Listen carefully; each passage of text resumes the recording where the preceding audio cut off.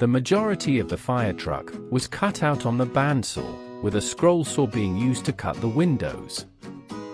All of the body sections, plus the mudguards, and the cab's roof, were cut from an old post, the wood itself being mahogany. The post, which was comprised of two pieces, had to be split apart. Then the two pieces were sawn, off camera, prior to being put through the thicknesser to achieve the required thicknesses. The templates were glued on, using plumber's tape as an intermediary. The side panels were cut as pairs, as were the mudguards.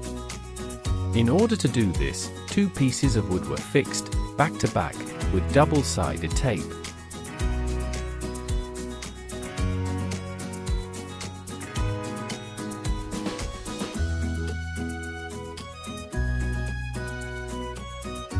Before bandsawing, the axle holes on the center sections were drilled 7 mm diameter.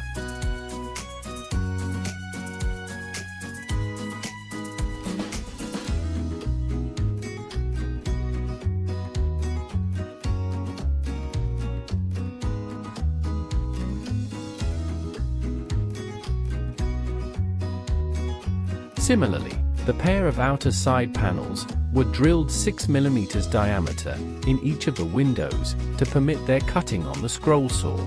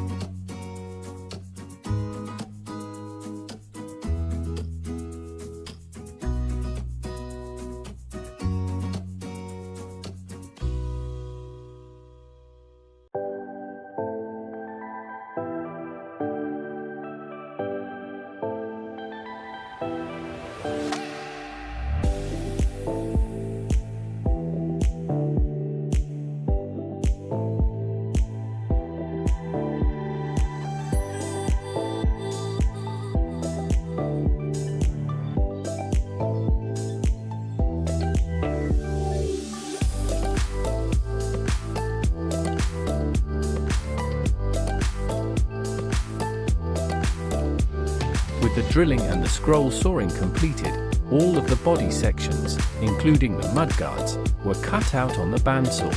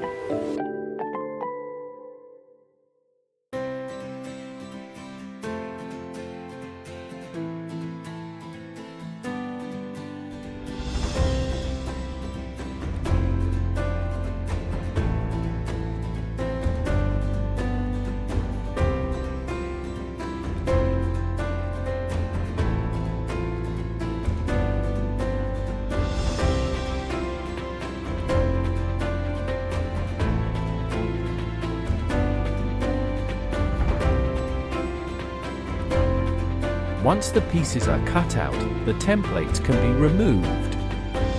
The blue tape will prove to be resistant, but the benefit is that it doesn't leave any residue. The center sections were glued and clamped up. Once the glue had set, they were sanded, and the pivot hole for the ladder assembly was drilled. The side pieces were separated.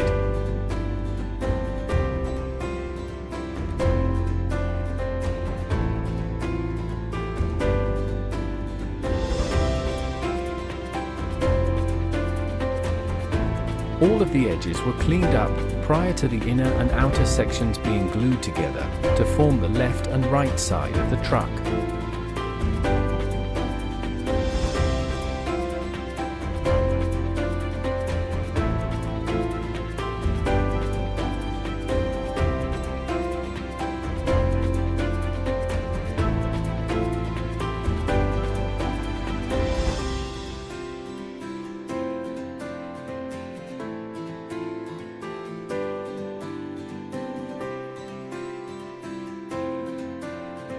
The mudguards were separated, and with the template and double-sided tape removed, they were glued into place on the truck's sides.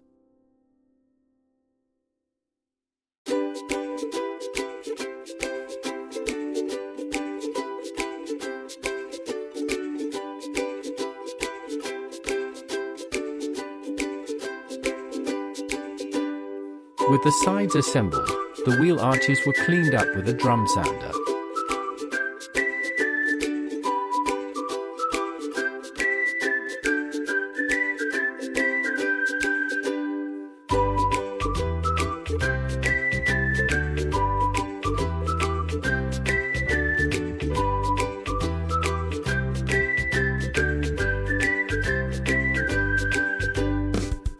All that remained to complete the fire truck's body was to glue the sides in place, one at a time.